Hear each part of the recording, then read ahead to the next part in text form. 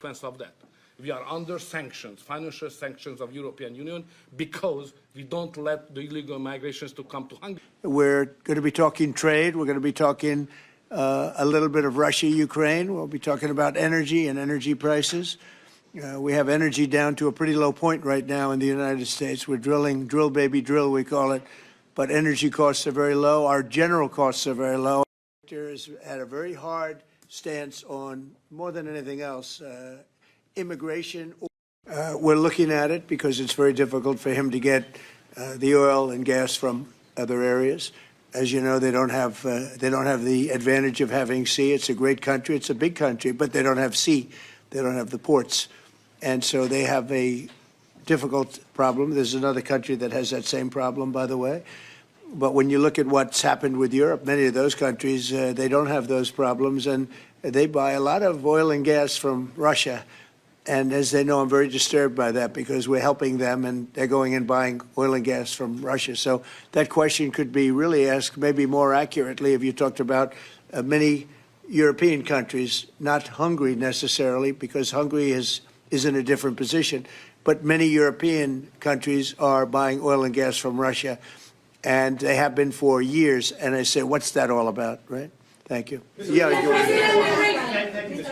So that will be one of the issues for today, to explain clearly what would be the consequences for the Hungarian people and for the Hungarian economy not to get oil and gas from Russia, because we are supplied by pipelines. Pipeline is not an ideological or political issue, it's a physical reality, because we don't have port, exactly as the President explained to you. So we will negotiate on that point. It's vital for us anyway. Mr. Orban, the Europeans would not take that hard line, what they have today on the war.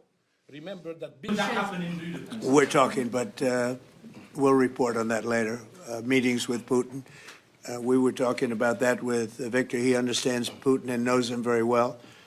And I feel that, I mean, I'm going to let you say what you think, but I think that Viktor feels we're going to get that war ended in the not-too-distant future. Viktor, do you want to talk about that? I'm strongly convinced. So the question is whether we Westerners are unified or not.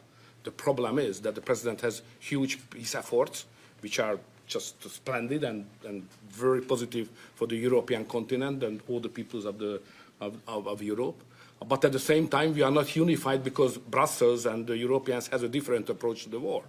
So the only pro-peace government is the United States government and the small Hungary in Europe anyway.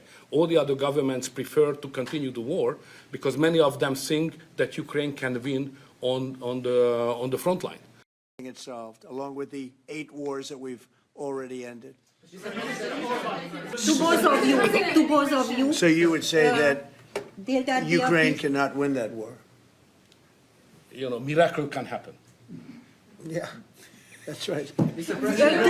Unrecognizable now because of what they've done. And Hungary is very recognizable. Yes.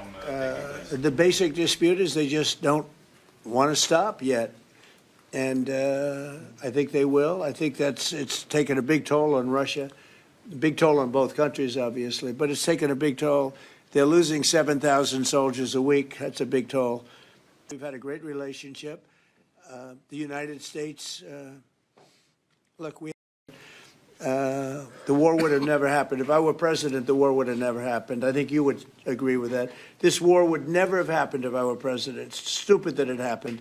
But it did happen. I inherited the war, and I think we're going to get it ended. Not too distant future. All of them. Now, just so you understand, do you remember that the Biden administration... You mean a meeting with President Putin? Yes. You mean in Hungary? Well, I'd like to keep it in Hungary, in Budapest.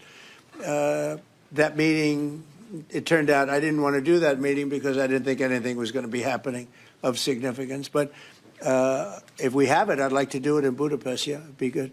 Mr. President. A big country economically. We do, you know, billions of dollars in trade with Hungary. I think we agree that the war is going to end. Sometimes people have to fight it out a little bit longer, but I think we agree that the war is going to end in the not-too-distant future. Do you want to talk about that, Viktor? I have some ideas, and I will present it to the President, how to stop it. No, but they're coming my way. My question to you. You're right. Wait a minute. I mean, Hungary, as an example, had no relationship with the United States, even though we do, billions of dollars in trade with Hungary. Hungary's a big country economically. We do, billions of dollars in trade with Hungary. Why would they give that up? We terminated the filibuster. Voter ID, no mail-in voting, no cash bail, no